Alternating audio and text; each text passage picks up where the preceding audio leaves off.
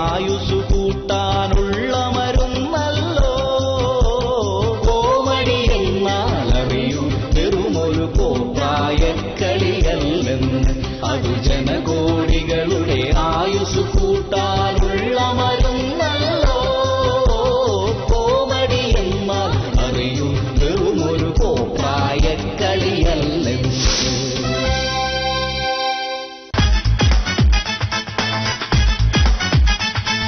കോമഡിയും മിമിക്സും പിന്നെ ഞാനും. പ്രിയമുള്ളവരെ, കോമഡിയും മിമിക്സും പിന്നെ ഞാനും എന്ന പ്രോഗ്രാമിന്റെ ഈ എപ്പിസോഡിലേക്ക് സ്വാഗതം.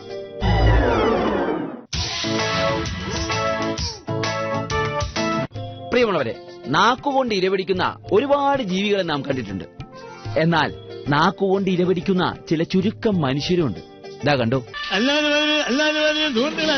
തലവേദന, കണ്ണുവേദന, മൂക്കുവേദന, ചുണ്ടുവേദന, പല്ലുവേദന, താണ്ടിവേദന, കൊരുക്കുവേദന, വയറുവേദന, കാലുവേദന, എല്ലാ അസുഖങ്ങളും. ഹലോ ഹലോ, എന്തോ അസുഖമില്ലല്ലോ. എനിക്കൊരു അസുഖമില്ല. ഒരു അസുഖമില്ലേ? അത് തന്നെ ഇതിന്റെ അസുഖം. അതാണ്. എന്നാൽ പണ്ട് കാലത്ത് നമ്മുടെ കേരളത്തിലെ തെരുവീതികളിൽ പാമ്പുകളെയും അണിനിരത്തി ഇത്തരത്തിൽ മരുന്ന് കച്ചവടം നടത്തുന്ന കച്ചവടക്കാരുണ്ടായിട്ടുണ്ട്.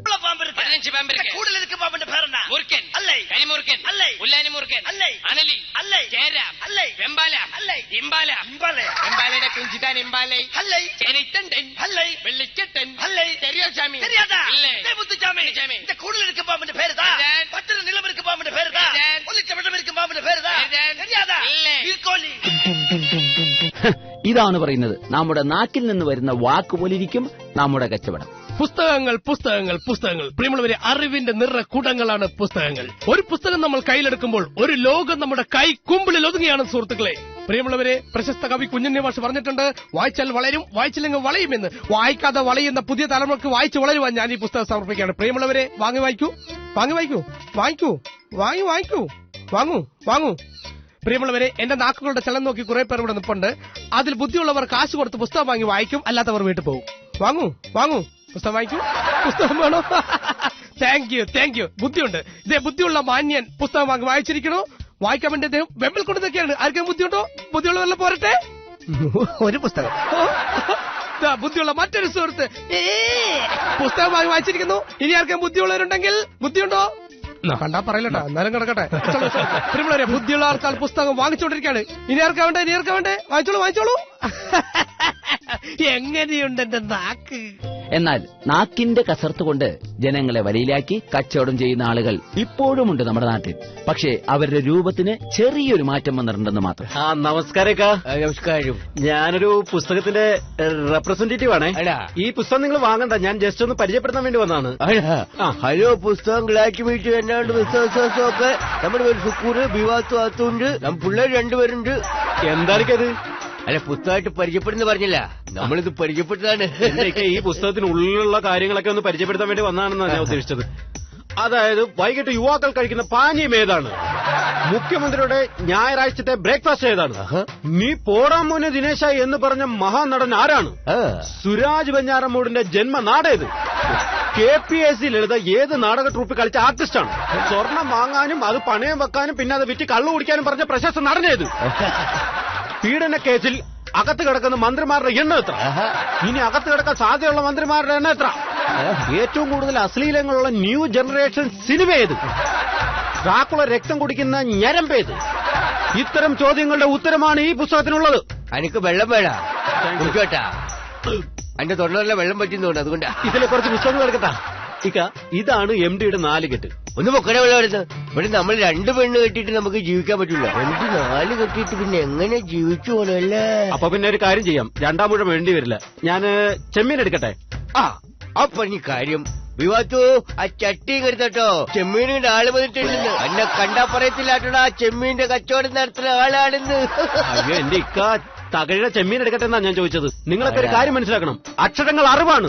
അതിനാദ്യം അക്ഷരം അറിയണ്ടേ? പുസ്തകങ്ങൾ എന്ന് പറഞ്ഞാൽ ആയുധമാണ്, ആയുധം.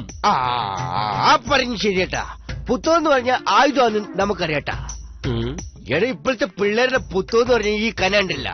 ഈ കഴിഞ്ഞ ദിവസം ഞാനും വിവാദത്തോട് ചെറിയ വിഷയം ഉണ്ടായി. അവൾ ആ പുത്തകം എടുത്തിട്ട് ഒറ്റ കീറായിരുന്നു. അപ്പൊ നമുക്ക് മനസ്സിലായി പുത്തകം എന്ന് പറഞ്ഞ ആയുധാന്ന്. ഇത്താകത്തുണ്ടോ? ഇത്താകത്തുണ്ട്. അവിടെ ഒരു പാത്തിരിപ്പുണ്ടായിരിക്കും. ഇത്താ ഇത്താന്ന് പറഞ്ഞ് ഈ തത്ത ഓർക്കണല്ലോ ഞങ്ങൾ പറഞ്ഞു അല്ല പോകണല്ലോ. ഞാൻ ഇത്തടുത്ത് ഇത്ത നമസ്കാരം. ഞാനിങ്ങനെ കുറച്ച് പുസ്തകങ്ങൾ ഇങ്ങനെ പരിചയപ്പെടുത്താൻ വേണ്ടി വന്നാണ്. അടുക്കളയുടെ ഇരുണ്ട ലോകത്തു നിന്നും അറിവിന്റെ വെളിച്ചത്തേക്ക് വരാൻ സാധിക്കുന്ന ഒരു പുസ്തകമാണ് എന്റെ കയ്യിലുള്ളത്. ഇതിന്റെ ലോകത്ത് നിന്നും വെളിച്ചത്തിലേക്ക് വരെ ഇതിനെ കരണ്ടുള്ള പുസ്തക. നമുക്കൊന്നും വായിക്കാനുള്ള നേരമില്ലടാ പിള്ളേ. നേരം കിട്ടിയിട്ട് എന്തിനാണ്? രണ്ടക്ഷരം കൂട്ടി വായിക്കാൻ അറിയാൻ പാടില്ലാത്തവർക്ക് നേരം കിട്ടിയിട്ട് എന്തിനാണ്? പള്ളിക്കൂടത്ത് പോയിട്ടില്ലാതെ. ഇത്താക്ക് പറ്റിയൊരു സംഭവമുണ്ട്. ഈ 3 പുസ്തകം ഒരുമിച്ച് എടുത്തു കഴിഞ്ഞാൽ ഒരു സാരി ഫ്രീ ആണ്. അല്ലാ നേരാ. ആ അപ്പൊ 6 പുസ്തകം എടുത്താലാ? 6 പുസ്തകം എടുത്തു കഴിഞ്ഞാൽ 2 സാരി ഫ്രീ ആണ്. എന്റെ പഠിച്ചോനെ, അപ്പൊ 9 പുസ്തകം എടുത്താലാ? 9 പുസ്തകം എടുത്തു കഴിഞ്ഞാൽ 3 സാരി ഫ്രീ ആയിട്ട് കിട്ടും. ആണാ? എന്നാ ഒരു കാര്യം ചെയ്യാം, ആ പുസ്തകവും ബാഗും എല്ലാം കൂടി ഇഞ്ഞെടുത്തേക്ക്. ഇനിയും നിന്റെ പുസ്തകം രണ്ടക്ഷരം കൂട്ടി വായിക്കാൻ അറിയാൻ പാടില്ലാത്ത അനക്കെന്തിനാണ് ഇത്രമാത്രം പുസ്തകങ്ങള്? നമ്മക്ക് ഈ പുസ്തകം വായിക്കാനല്ലാണ്ട് ഇത്രയും സാരി ഫ്രീ ആക്കിയിട്ട് നമുക്ക് തന്നെ പൊളിക്കാം. കൊള്ളാലോ പഠിച്ചോനെ ഈ പകന്റെ ഒരു നാക്കേ. കാലം വീണ്ടും മാറി. നാക്കുകൊണ്ടുള്ള കച്ചവടത്തിന്റെ രീതിയും മാറി. ഈ ചെറിയ കച്ചവടമൊക്കെ വിട്ടിട്ട് പിന്നീട് റിയൽ എസ്റ്റേറ്റിലേക്കും പിന്നീട് ഫ്ളാറ്റുകളിലേക്കും ഈ നാക്കുകൊണ്ടുള്ള കച്ചവടം അരങ്ങേറി. ഈ സമീപകാലത്ത് എറണാകുളത്തൊരു താമസ സ്ഥലം സ്വന്തമാക്കുന്നതിന് വേണ്ടി പല ബ്രോക്കർമാരോടൊപ്പം പലയിടത്തും ചെന്ന് നടന്നപ്പോഴാണ് എനിക്ക് മനസ്സിലായത് ഈ റിയൽ എസ്റ്റേറ്റ് പ്രസ്ഥാനം എന്ന് പറയുന്നത് ഒരു നല്ല പ്രസ്ഥാനമാണെന്ന്. ഇല്ലാത്തതുണ്ടെന്നും ഉള്ളതില്ലെന്നൊക്കെ പറഞ്ഞാൽ ഒരുപാട് പൈസ ഉണ്ടാക്കാൻ പറ്റിയ പ്രസ്ഥാനമാണെന്ന്. അങ്ങനെ ഞാനും ഒരു റിയൽ എസ്റ്റേറ്റ് ബിസിനസ് നടത്തി. ഒരു പാരഡി എഴുതി വിറ്റു. ഇപ്പൊ നിങ്ങൾ വിചാരിക്കും ഈ പാരഡി എഴുതുന്നത് എങ്ങനെയാണ് റിയൽ എസ്റ്റേറ്റ് പ്രസ്ഥാനമാകുന്നതെന്ന്. റിയൽ എസ്റ്റേറ്റിനെ കുറിച്ചാണ് ഞാനൊരു